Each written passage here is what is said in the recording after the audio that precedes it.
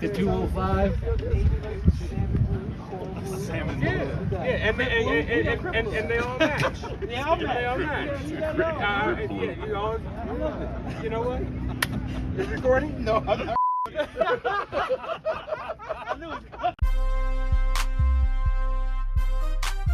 Beyond the Fairway podcast, what's happening? I'm back. Will's back. We in this thing. Will Lowry, what's good, my G?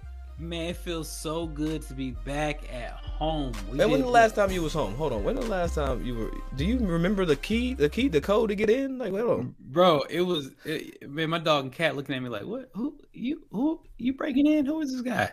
But I haven't said, I've been gone about a month, man, month and a half between NBC and between Home Course Advantage. Kicked off second episode, as well as Underrated Golf Tour, and then we did Tahoe, and I have seen PGA Tour live for you, Will. PGA Tour live. Man, it got to the point to where I almost did a breaking and entering the other day. Like, you did a B&E. B&E, man. I was at a hotel, and I went to this particular room number. Obviously, it was the same room number from my previous hotel, like 2 hotel backs.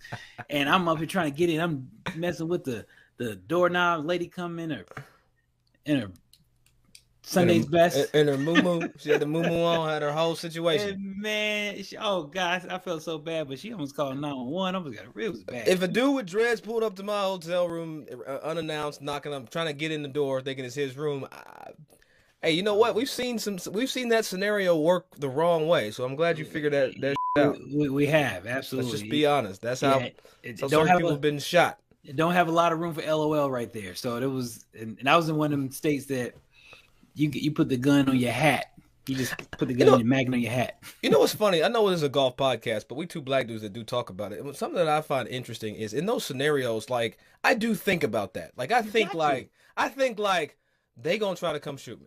Absolutely, and that's why I feel like, man, I can't make that mistake. Like, no. I have to be better. Like, dude, 4th of July weekend, Will, we wanted to go downtown and do the 4th of July fireworks, and I'm like, is that a scene for mass shooting? Right, and that's how I think. Me too. That's the day and age we're in. Crazy. I'm like, I get to the point. I'm like, oh no, he got a gun. Oh, not just a Samsung phone. Like, yeah, they're gonna scrub all this, but still, I'm getting it out.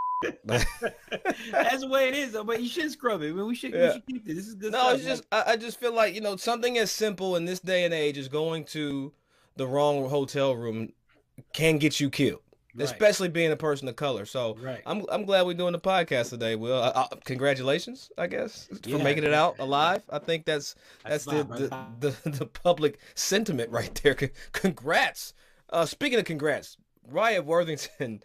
John Shippen, man, very proud of him winning the John Shippen last week, getting into the Rocket Mortgage. But I feel like, and I'm going to call Earl and them out, I feel like Earl and them had him doing too much. Like, Wyatt had meet and greets at the club and bars and stuff. And I was like, man, hold on. Eastside Golf presents Meet Wyatt Worthington. I'm like, okay, all right, I get it. But, like, you got to look, nobody knew that Luke Guthrie got in that field. But everybody knew that Wyatt Worthington was in the field. We got to figure this out, Will. Yeah, I think that everybody should have been more focused on Richie Wierenski. Wyatt Worthington right now. I don't want to put too much pressure on my boy, but however, I'm so proud of him because the way he got into that field, playing in the John Shippen National Golf Invitational, was pretty. I mean, it was amazing, man, because he came out of nowhere. Final day 65. You didn't see that out there. And I'm more appreciative to see that he is getting more comfortable on that PGA Tour stage, and just getting more opportunity and more reps, as they would say. Yeah. Speaking of reps, somebody got a rep this week. Will Lowry stepped behind the mic to broadcast his first PGA Tour event. They're on PGA Tour Live. Let's. Oh, yeah, hold on. We do have Anthony Anderson coming in here. We do. So I know y'all listening to us right now. We're going to get to Anthony, but we got some other stuff to do before we get to our convo with Anthony. Right. Anthony, but before we even get to the convo about me on PGA Tour Live, we got to still give praises to Tony Finau. Because I'm starting to think, bro, you're a good luck charm. Because every time I am. No, every time you walk Every time you walk for PGA Tour Live, Tony Finau wins. So this is back-to-back wins for Tony Finau. And also, we also got to recognize nobody on the PGA Tour have had back-to-back wins in consecutive weeks since Patrick Cantlay. So we got to give him props on that. I think that's pretty monumental feat for Tony Finau, and you just need to be on his right hip, man. The next one. Yo, it's funny. So when I saw him when he got there this week, he goes, "Dougie, you my good luck charm." I was like, "Yeah, I know, but come on the podcast. What the hell?" That's the first thing I said. It was like, he goes, pre-week. If I win this week, you traveling with me. I saw him at the trophy presentation yesterday. Joe Hooks and I went up on the green. We were abusing access, and y'all just abusing the access.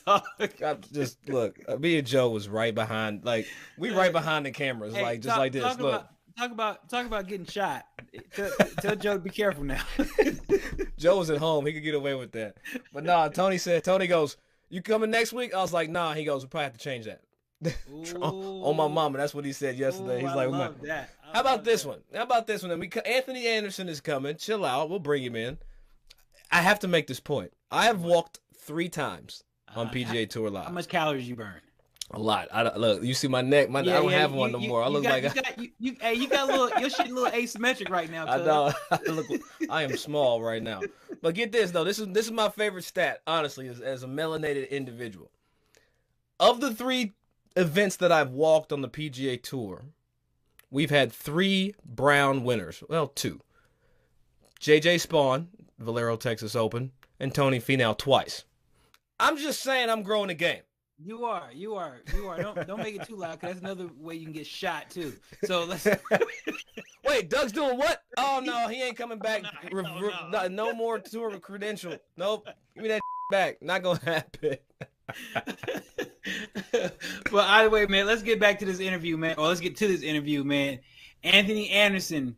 We recorded this at the American Century in Tahoe. Doug and I was on the 1s and 2s. Beyond the Fairway podcast presented by Genesis, sitting here alongside the one and only Will Lowry and. Hold on. You get Mark Gumbel every time. Is this your? What I say? Is this your television voice? Yes, I switch it.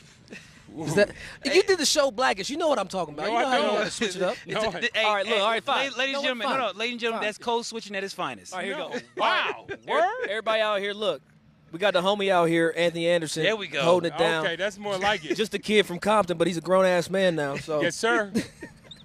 Andy, look, honestly, though, thank you so much. I know you've had a long-ass day, and we appreciate you taking this time to hang out with Will and me. Well, I know you don't want to hang out with Will, but I like hanging out with Will. I like hanging out with Will, and I know if I didn't hang out with Will after my round today, Will would be crying on my couch the next time I saw him. Absolutely. So at least he had access to the couch. Will is sensitive.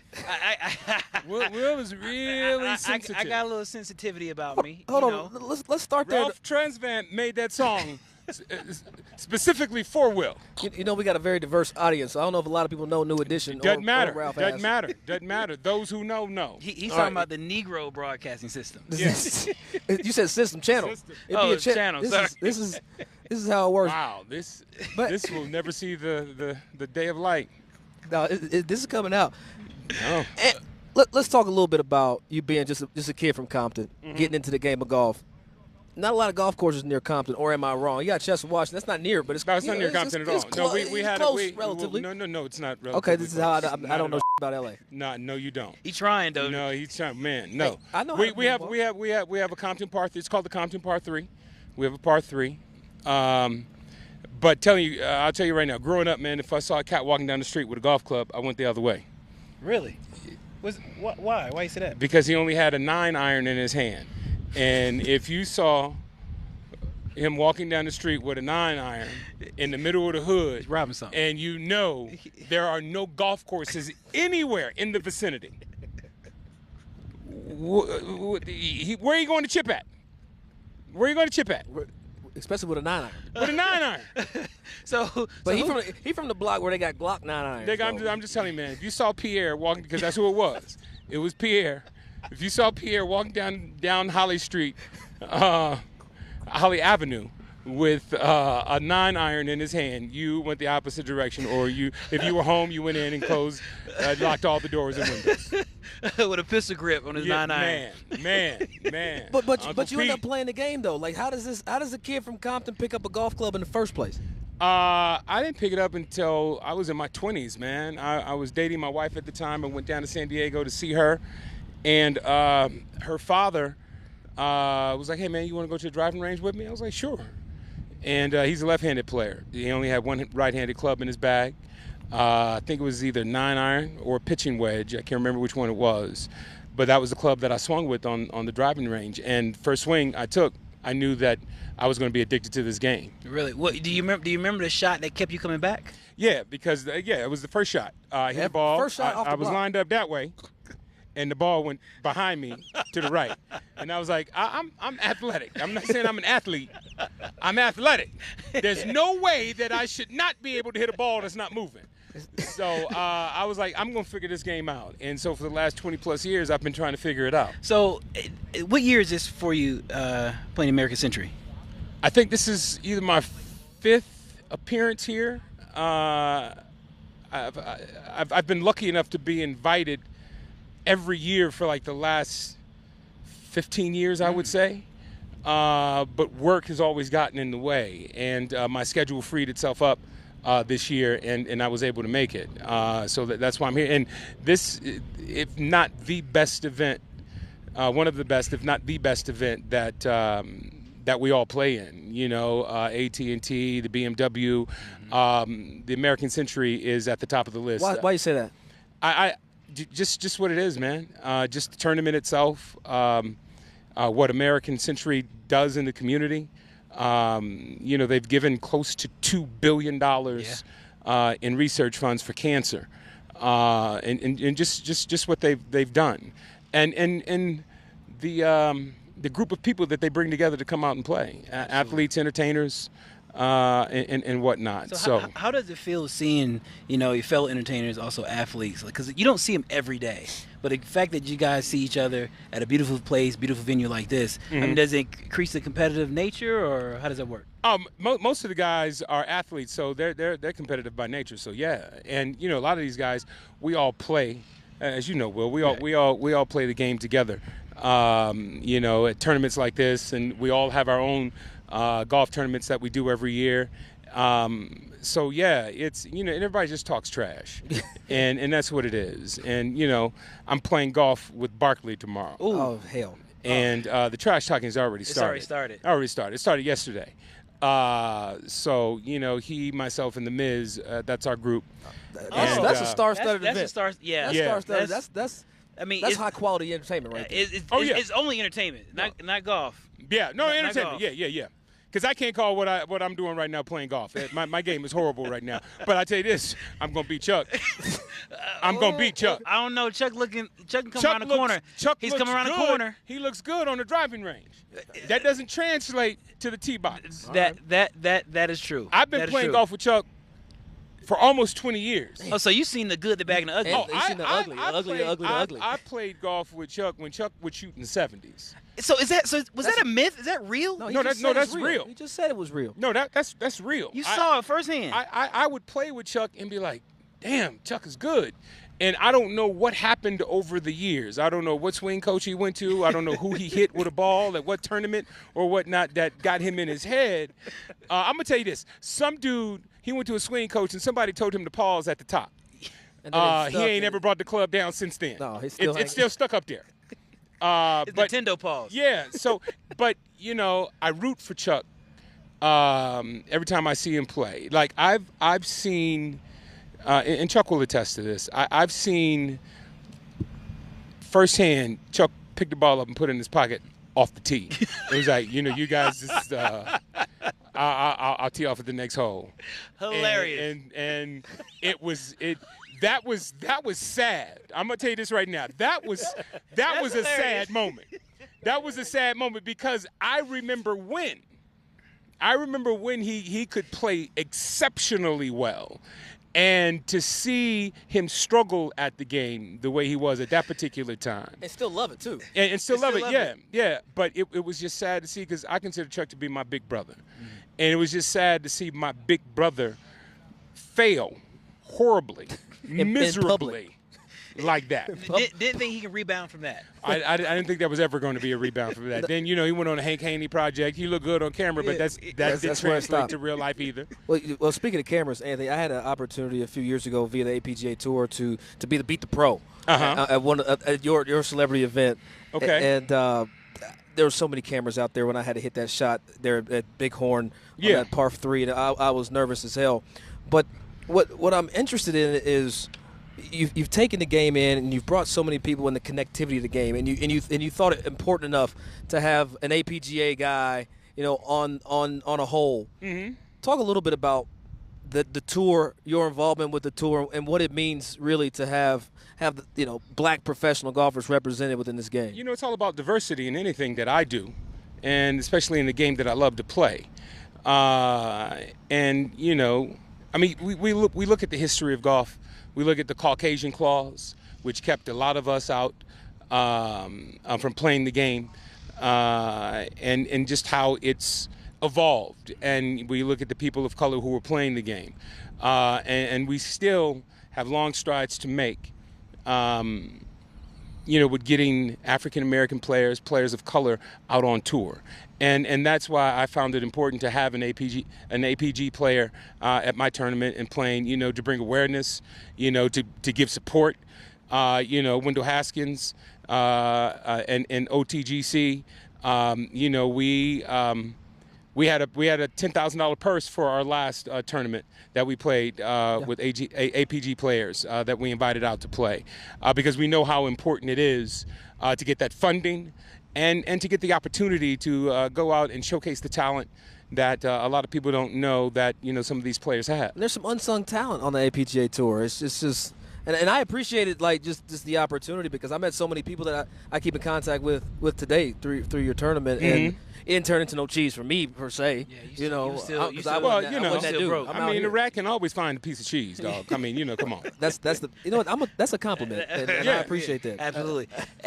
Is there ways that you think we can kind of grow the game and grow the awareness of the game through, I guess maybe content, different type of content, outside of just traditional golf content on PGA Tour? Yeah, I believe so, but it has to be informative, it has to be entertaining, and it has to really be about something. Yeah. And I believe that's what you guys are doing with what would you say? The Negro Broadcasting System? Yeah. Well, I was scared to say the company because I didn't want to get too much interpretation. Okay. Will's already in trouble out here, so we got to keep it. We got to keep it very that's Will. Vanilla. Yeah. That's Will. How the hell y'all know each other? Where y'all go back to? Chris Spencer. Chris Spencer introduced us. Well, I don't know if it was a formal introduction. They were going to play. I said, Chris, I want to come. I just want to come play. And I think there was ways he tried to kick me out the group. Not just ass, but you somewhat you lightweight beg. You lightweight beg. I kind of beg, but it's been there. Every time I needed Anthony for something, he always been there, and a phone call and present some ideas to him, and he's always kind of been there for me. So I really appreciate that. Even though you didn't want to listen sometimes. I didn't. You were stubborn? There was one time he cursed me out, right? He cussed you out earlier on the range. This is a real genuine. We may have that on tape. No, this is a real genuine. No. This was a cuss out that couldn't air on broadcast television. All right, let's get the Cliff Notes version. Why did you cuss Will ass out? I don't know. Will tell you. It was because I may have went a little faster than I should have and been patient. And I got this call from Ant. I saw the number. I was like, this may not be a good one. And when I picked up that phone, bro, dog, my spirit jumped. And then it was a click. I ain't talking to him a couple months. He cussed you out and hung up. Oh, man. No rebuttal. Oh, no rebuttal. That was it. Will knew. Well, I mean, and look, we're friends, so friends can talk to one another like that. Yes, he can. And Will needed that talking to the way that I spoke to him that day. He needed that. I need that, and I shaped up. He did, and I understand, his impatience in wanting to get things off the ground to get started. I was like, but you can't put the cart before the horse, man. Yeah. And I did that. You do that. It's just my cussing him out don't have the same umph as yours. Yeah. That was umph. I'm gonna work on it. But you talk about umph, Mr. Anderson. Yes. You graduated from the real HU. I did. The real HU. Yeah, Howard University. Talk a little bit about what was the point in you going? You already done so many great things in film, TV, in the industry. You had plenty of money, and you went back to school. Like, what's that about? Well, I always like to finish what I started. Okay. And I couldn't, continue to go around and scream HU and not actually be a graduate. Absolutely. And I always wanted my children to do at least what I did. And I can't tell them to go to school and get a bachelor's degree and get a master's degree and all that, and if I didn't have any of that. And, my son got accepted to Howard 4 years ago, and I was like, wow, all right, you know what? I'm going to go back to school and get my degree. I left. It was hardship for me. I left after my junior year, could no longer afford college. And once my son got accepted to my alma mater, and I can't even call it my alma mater because I didn't graduate. I was just a student there. Right. So my son got accepted to the college that I went to. And I was like, you know what? So I put the narrative out there that I'm going to graduate in 2022 with my son. And real life gets in the way sometimes, like it did for me. And real life got in the way of my son, and, he didn't finish. But I was a man of my word, and I went out there, and I'd already put it out there. And part of me putting it out in the press was to hold me accountable. Absolutely. I put it out there and gave a specific date. I'm graduating Howard University 2022. And I had to do that. And that's what I did. And that's why it was important to me to go back and show my son that this can be done. But more importantly, to go back for myself. So how was the Anthony Anderson of that time versus now? Like, did you study harder? You didn't take anything for granted when it comes to the classroom? No, I'm 51 now, man. Did you pay the teachers off? Look, no, I paid the university off. No, 51-year-old Anthony Anderson who has life experience. Yes. Is vastly different than 18, 19, and 20-year-old Anthony Anderson who is just out there, winging it on his own. Mm-hmm. I had 3 brothers and sisters at home that, my parents were taking care of. I'm the oldest of 4. So I couldn't depend on my parents to, make sacrifices like that. Right. So that I could make it if I wasn't holding up my end of the bargain. And so that's what age brings wisdom. Yes. And, youth is wasted on the young. True words have never been spoken, and we get to understand that as we get older. Right. And I try to impart that to my son, who's still 22, who still doesn't understand or get it yet. But I was like, one day you're going to get it. It's going to hit you. Yeah, one day you're going to get it. But speaking of young, you're a golfer, and what Steph Curry does for your alma mater now. Yes. What's your thoughts on that? Like, you got to be feeling good about that. I think it's great. The school came to me, and I was like, hold on. Steph has a guaranteed contract. Right. You see the type of money. I was like, I'm doing well, but Steph has a guaranteed contract. And more coming. Yeah, and more coming. Steph makes more in a year than I've made in my career. So it's like the Live Tour. It's like Dustin Johnson getting that $150 million to go play on that tour when Tiger has only made $120 in his entire golfing career as a golfer. On the PGA Tour. On PGA Tour. Yeah, on the PGA Tour. Right? Yeah. So I understand that. So, but when they came to me, it was like, I was like, hey, keep going to Steph. I do what I do. I come support. Yeah, go. I buy foursome at Pebble Beach. Yeah. I buy foursome in your tournament. Yeah, right. But I can't give $5 million. Yeah, nah. Go to the beige fella. Yeah, I don't have a deal with Under Armour. No. I can't pay for uniforms and shoes. I can't do that. Well, speaking of beige, I want to jump into just Blackish for a second. Okay. Because where did the name derive from? Because I always found the name to be super like really interesting because a lot of people can identify with Blackish. Right. Well, the name derived from when Kenya Barris and I sat down almost 10 years ago now. Wow. And we just started talking about our families. Kenya's from Inglewood. I'm from Compton. Both of us are first generation successful. And we were talking about the trappings of our success. Kenya is the only African-American. He and his family were the only African-American family living in their neighborhood. I was the only African-American family living in my neighborhood. Our children went to private schools, and we were one of the few families at our respective private schools. And, so we were just talking about all of that and talking about our families. Kenya was like, you know what, Aunt, he was just telling me a story about his family, his kids, and their entitlement, same as mine. And he was like, you know what, man, I went, like, I feel like I went from raising a black family to a black-ish family. And we just laughed. And he was like, yo, that should be the title of our show. But we didn't have a show at the time. We were just talking about ideas, and we were just talking about our families. And he called me a couple of weeks later and said, Ant, I think I got our show. And it was blackish. And so we developed it, sold it to every network we pitched it to. ABC was the best fit.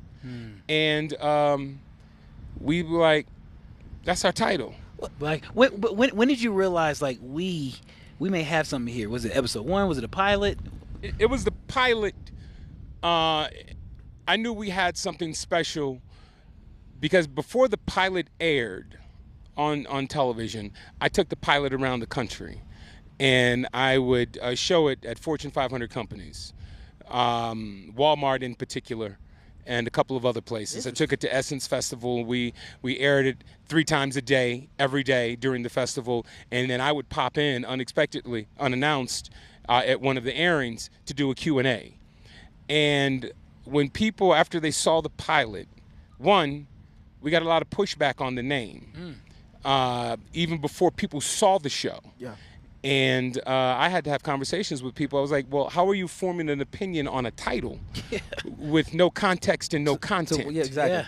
You know, and I was like, look, I said, you look at this beautiful family we have on this poster, and you're telling me because people tell me I'm not watching the show because of the title of it. You know, and they stood their ground on that. I was like, but why? You know, not to discredit other shows. Right. But I was like, you sit up and watch Real Housewives of whatever, right? And you look at how these women of color, attack one another on these shows. But you watch that. You watch it and love it. Yeah, and I watch it. I'm not going to lie. It's part of my guilty pleasure. I would watch it at the time, too. Absolutely. I was like, but you watch that. But here you are. You see this beautiful black family who are professional, who are making things happen in life, who... The family in its totality are aspirational. Exactly. You know, and you mean to tell me you're not going to watch that? Wow. That's what I don't understand. But back to your question, how I knew we had something special, when I would show the pilot, like I said before it aired, people would stand up and say, when I see your family on that screen, I see my family. And this came from people who weren't black at all. That's how I felt. That's when I knew that we had something special. And that was it. But it's so, what I enjoy about that show, and that was concluded, but what I enjoyed, though, little things, little subtleties in the black community, like the nod. Yeah. Like, that was such an impactful, my dad literally taught me, son, that's a black man, you better nod, when I was 8, 9 years old. Like, I remember my dad, like, hey, you see anybody black, the nod isn't, it's not you saying hello. It's you acknowledging their blackness in their space. Exactly. But I see you. There's these deep subtleties in the black community that I honestly believe, and not to be a fanboy here, but I think you did gracefully, because I grew up private school kid, middle America, and what I really do find interesting about the show is it crossed over. It's like Beyonce. It's like it's a show that white folk like too. My show is like Beyonce. It crossed over. Oh, okay. Okay, yeah. Okay, I was just trying to figure out. Your show like Allen Iverson. How about that? Is that better? No, I like that. It crossed over. I just had to. The beige, light skin. I got it. It had to sink in. No, but I'm with you. I'm with you. But obviously, that is a pillar in the black community. And I hate to say it, but do you have anything like next coming up that could be equivalent to such? Well, he had Grownish, Will. So yeah, I mean, we have Grownish that's on the air, but I mean, you can't set out. Nobody like you can't make a hit album. Facts. You just go into the studio and you do the best that you can do, and it's up to the audience to decide if it's going to be a hit or not.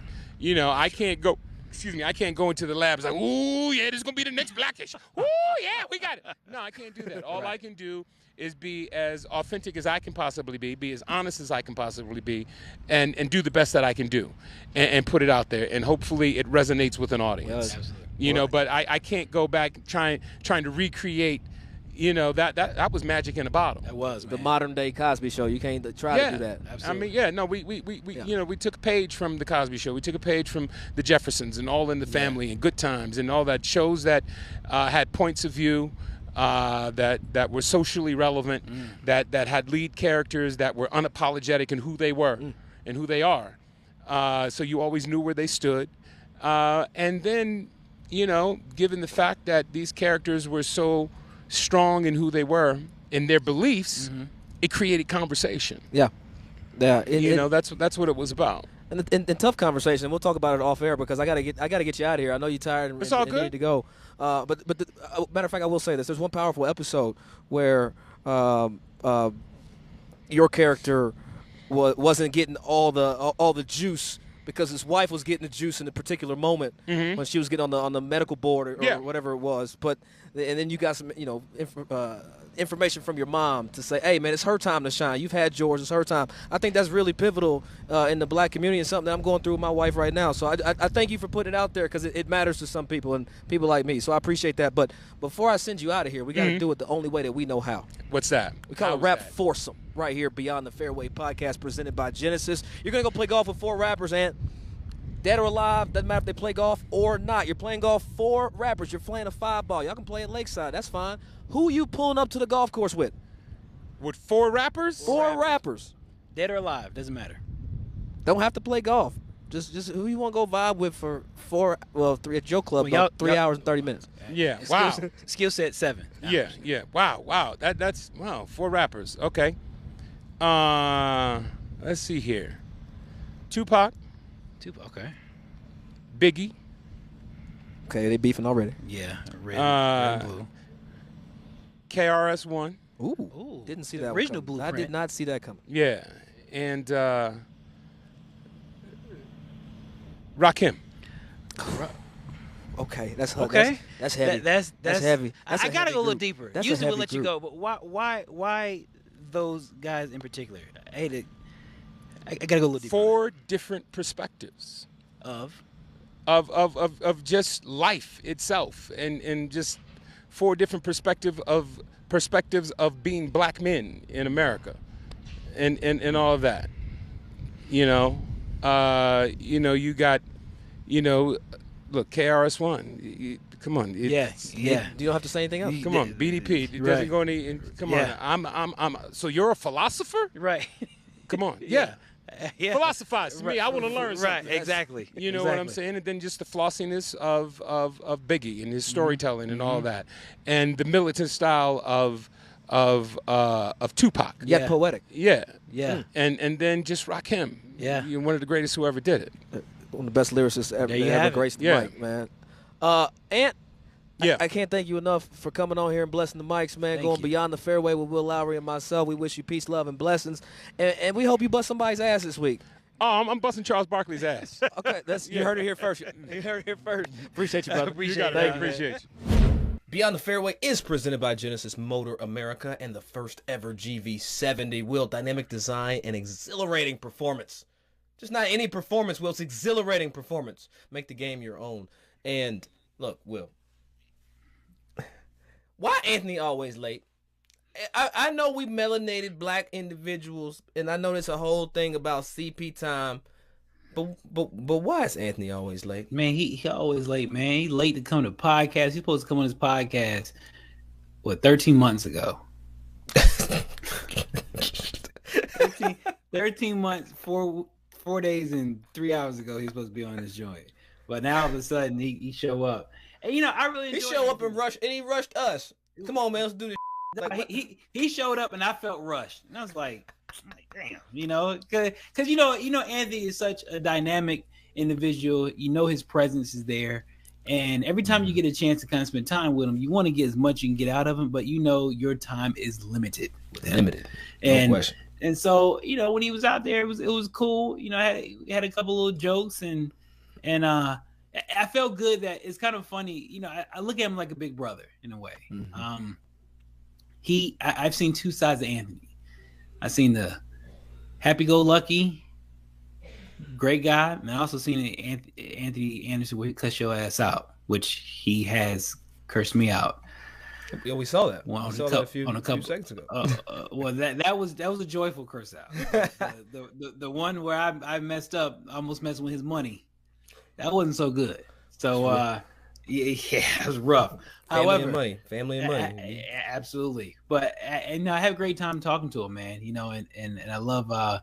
He's such a vibrant soul, smart, obviously smart individual, and quick on his feet. He's witty, very witty. Yeah. Especially when you try to Jones on him. That national broadcasting system got me too. You remember I said the that was kind of funny. Yeah, that was funny.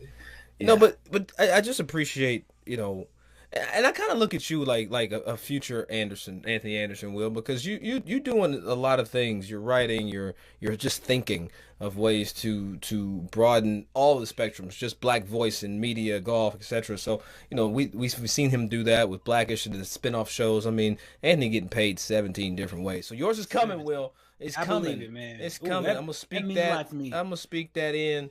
But it just goes to show you though, still, and I feel like a broken record.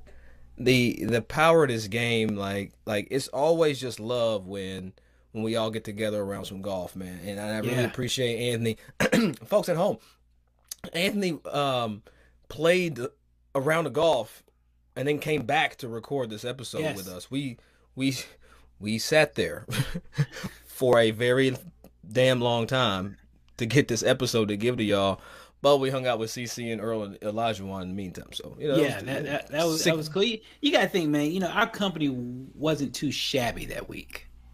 It wasn't too shabby. We had some heavy hitters, and people would stand in line to get an autograph or a picture, and we're just trading shots. Did I say shots? I mean, we're just trading water. Treading. I'm trying to get this Okay. point with you, but you need to bring that all the way back. Go ahead and try that again. Yeah. Well, I said, we're sitting here, and I almost said trading shots like we were drinking, but we weren't drinking on the job at all. We was trading just water. I'm slap happy, right? I'm so slap happy. Bro, I get it, man. No, I'm glad we're not even going to edit this because number one, let me just say this: Anthony Anderson, even though you are late in your blackness, I want to thank you so much for coming on here and going beyond the fairway, presented by Genesis with Will and myself. That was dope. That was one of the cooler conversations I've had around this game, and thank you for being you. Looking forward to what you got coming out next. But I do want to jump into some real. All right, let me focus. Bring it back for 2 minutes. I got 2 minutes, Doug, that I can focus. We know about Will Lowry, the podcaster. What about Will Lowry, the broadcaster? How was the show? Man, it was dope, man. I got a little hesitation the first day, whatever. But the second, I want to say 3 minutes me being on, I had my first call that went viral, was a hole-in-one. And one of the more awkward hole-in-ones that I've ever seen in like my whole entire life. Like, set the scene, Will. Set it up. Well, let me think. I can't remember his name. Was it Hubbard? I can't remember his first name. Yeah. I can't. Hold on. Let me do my little research. I'm gonna have to cut this out real quick. This is why Will Lowry is the best at what he does. He is always gonna give you the research first. Lucas Hubbard hit a hole-in-one. Lucas Hubbard. Mark Hubbard. See, It's on me. Yeah, Mark. I know it's Mark Hubbard. There's both of them out there, so my bad. Shit. Exactly. Go ahead, Will. So take that all the way over. Go ahead and do it. So on my third minute of being a broadcaster, not knowing what the hell going on, everything's going fast. Like I got the producer in my ear, I got my host. Shout out to Reed Fowler, by the way. He was in my ear. I had me in my ear because I'm thinking all over the place. It was just everything was going too quick. And then we have Mark Hubbard hitting his hole-in-one. And it was an awkward hole-in-one. It wasn't like a typical hole-in-one, like you hit it, you stare, you look up and down. You know, pose, you pose. You know, when you got a good shot, you're looking up and down. You're not looking, body English. He's looking up and down. He wasn't even looking up and down. He dropped the club, and the club is 4 or 5 yards away from him. And I'm like, well, you know, that's not looking good. You know, the fact that he dropped the club so early, the ball hasn't even reached its apex. And before you know it, he hit the ground, the ball hit the ground, and rolled in the cup. And we went crazy. But a couple of my friends was like, as they were listening, they were like, "Oh, Will's messing up. How the hell did guy hit the ball, dropped the club, and then it went in. Will completely off. That just didn't match. But when they eventually saw how the tape went, they kind of understood. But it was a great experience. Kudos to Doug, what you do, Doug. Like, just keeping the conversation going, especially on feature holes when you just, you have 4 or 5 holes. You gotta get creative, man. You gotta talk, and you gotta, I feel like I got an extra pair of lungs now, and it makes me think.